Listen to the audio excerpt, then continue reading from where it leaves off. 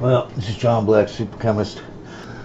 This is the action lab on YouTube. What is it? Magnetic locking without superconductors. I forgot to put this clip in, so I'm going to put it here in the beginning.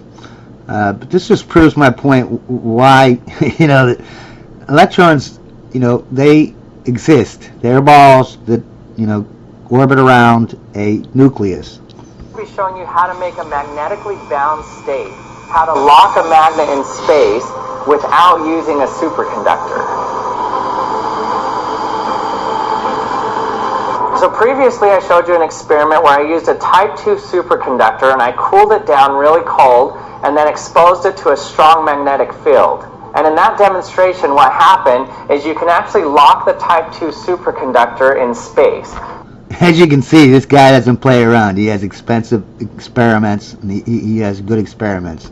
So it doesn't completely get attracted and doesn't get repelled, but it locks it wherever you put it. Now this experiment in and of itself is pretty amazing. If you have a homogeneous magnetic field, it can glide through it like nothing, or if you have an inhomogeneous magnetic field, it gets locked exactly where it is. Now the ability to... That's all I remember. All particles that have a charge, okay, like an electron, a proton, they have them. They're little tiny magnets. They're little tiny magnets with a charge. Float something in place without any attachments to it is pretty amazing. It has implications for levitating cars and technology of the future. But the problem is it requires a type 2 superconductor, and they're super expensive to make, and also they require it to be at liquid nitrogen temperatures, which is really cold and extremely energy inefficient to keep it that cold. But what if there is a way to achieve the same levitation effect without superconductors?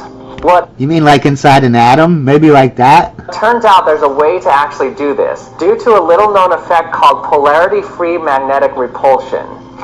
So normally if you want to keep one magnet levitating on top of another one, you have to constrain it in one of its degrees of freedom. But what if it were possible to just have both of these magnets free in the air and stick one on top of the other and just have it sit there like that?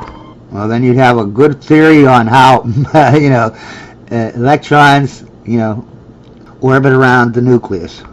Well, it turns out you can actually do this if one of these is rotating extremely fast. So let me show you how it's and electrons, they spin really fast. Possible to achieve stable levitation. Let's take these two magnets for example. I've taped the top of each of these representing where the North Pole is on each of these. So normally the North Pole is attracted to the South Pole.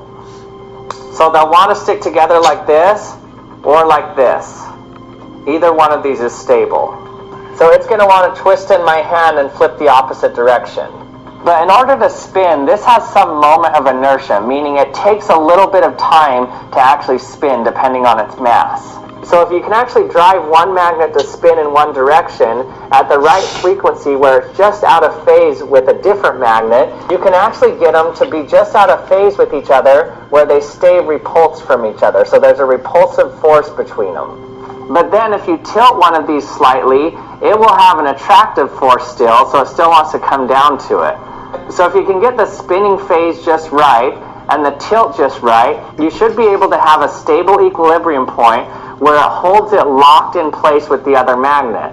For example, if you look at this drawing here, let's say the North Pole is facing up, and so the bottom part is the South Pole. And then the rotating part in the bottom is actually a magnet that has the North Pole on the equator and the South Pole on the other side of that. Yeah, so the North and the South is on this thingy instead of being on the top and the bottom. It's on the side there. So the North Pole is marked by that little dot that's spinning around. So the upper magnet is moving in such a way that the South Pole is looking downward, but it deviates off of the North Pole of the spherical magnet. But the magnetic torque tries to align them. So the driving frequency is above the natural frequency of the system. In this cartoon here, the natural frequency is one order lower than the driving frequency. So this results in a z-force component that is basically a repulsive force. But the slight tilt provides a z-component attraction of the upper magnet to balance out the repulsion effect. So what this means is that due to this spinning magnet and the slight tilt, you can actually get a stable equilibrium that locks that upper magnet in place. Now, it seems like this would be really hard to do. But it's not really hard. And you know why it's not really hard? Because that's how atoms are built. If it was hard, the atoms would fly apart. But it's actually not. You can actually get this right pretty easily by just having a rotating tool, sticking a magnet to the top of it, and then bringing it close to another magnet. So what I'm going to do here is I'm going to glue my magnet onto the Dremel such that... Notice they're not parallel, they're perpendicular. This magnet is up and down, and this magnet is horizontal. This one's vertical on their north and south. The north and south pole are pointing in this direction. So you want north and south to be in this direction. And you have to turn it up really fast. For this Dremel here, which is a Dremel 3000, it's around the marker of 8 here. So let's see if I can actually get this to work.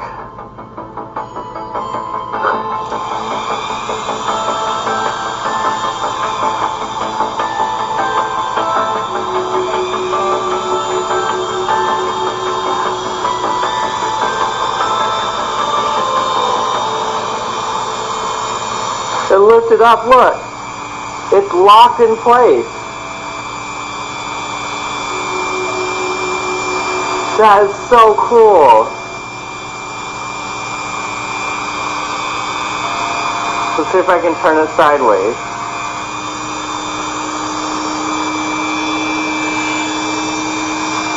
No way. That is amazing. It worked. It was locked in place just like the superconductor. Okay, now this is pretty amazing. What we've created here is basically a novel repulsive force. So it's a repulsive force that acts only at short distances. From far away, the attractive force dominates, but as it gets really close, the repulsive force starts to dominate.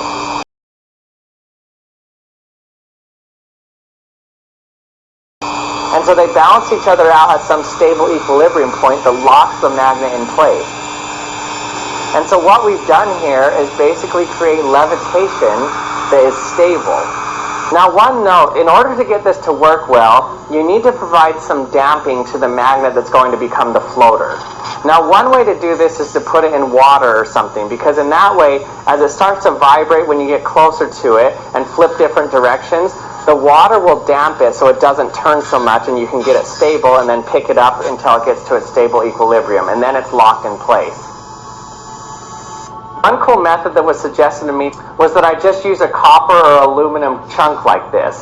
So on this aluminum chunk, the magnets don't want to move very fast because they create eddy currents in the aluminum that slow it down.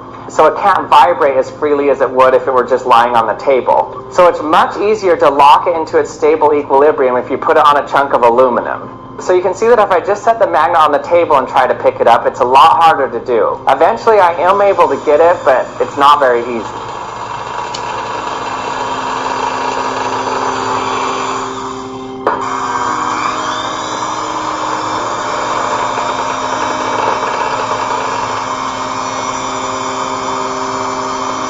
That's with metal.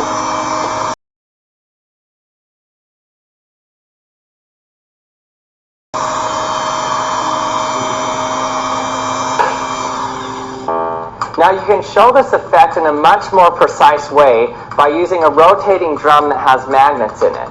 These videos are from a man named Hamdi Yukar, and he basically has devoted the last 5 years of his life in studying this effect. What's really interesting about this is it's not very well known in literature, and he wrote a really good research paper documenting his entire research in the field and mathematically proving how the effect works, showing the different frequencies that you need depending on the weights of the magnets. He wrote a paper completely describing this effect, and to my knowledge it's the only paper that I know of that describes this. I'll put a link to his paper in my description. It's pretty amazing. You can achieve levitation almost as far away as 7 centimeters.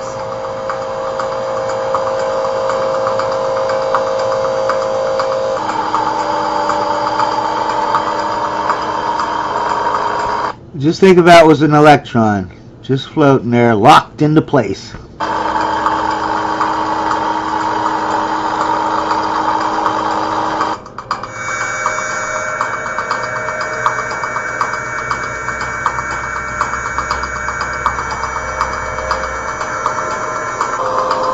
thanks for watching another episode of the Action Lab. I hope you enjoyed it. If you did, don't forget to subscribe if you haven't subscribed. Now, if I don't know if this is going to come in, but here's his paper. I'll put a link under my video here because I haven't even looked at it yet, but I'm sure it's going to be very interesting. And I'll put a link to this video from, who is this? The Action Lab? Yes, the Action Lab. His experiments aren't little baby experiments. They're, you know, like, this is a good experiment, man. He's talking about some good stuff here. I'm not saying this proves I'm right. I'm just saying this, you know, doesn't prove I'm wrong. The first thing we need to do is take the diamagnet moment of the electron. We can trust that, and we can, because they took it from the torque, and use the torque, you know, the precession that they got, right, and figure out, and the mass we can trust, right? Use all that to figure out the angular momentum of an electron. Remember, orbiting is not a form of angular momentum, okay?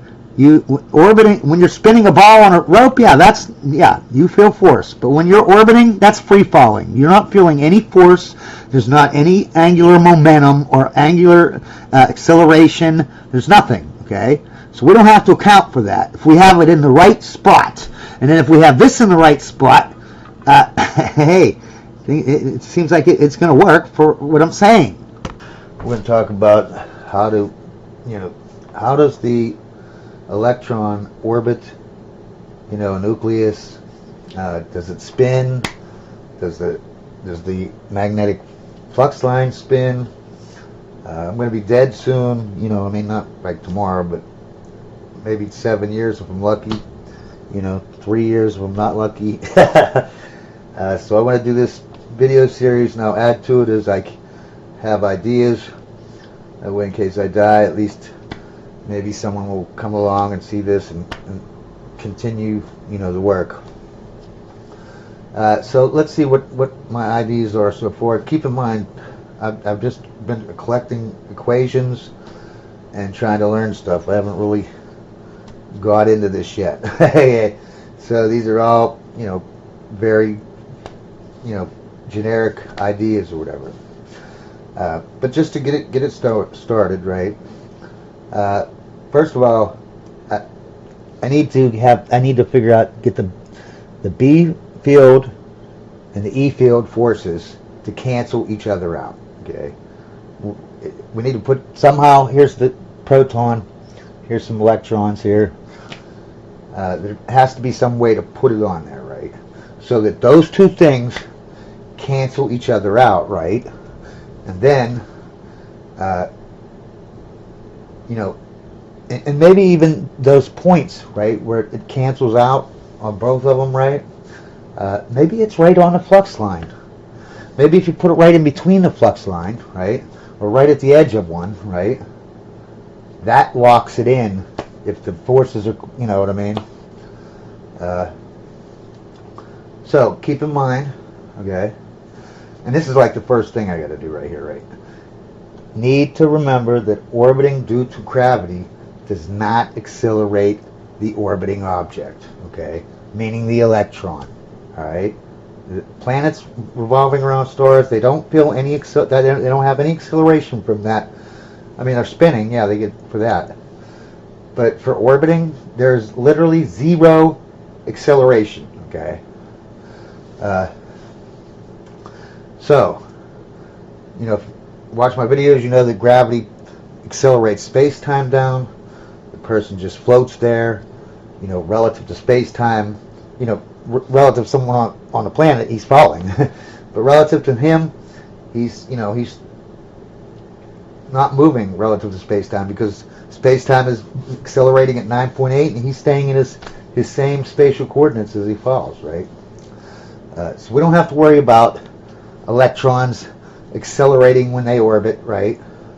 And producing photons, right? And then they spiral into the nucleus. We don't have to worry about that. So I got the, you know, the mass of the proton and electron. I got the equation and figured it out for little g on the surface, the proton, and also at the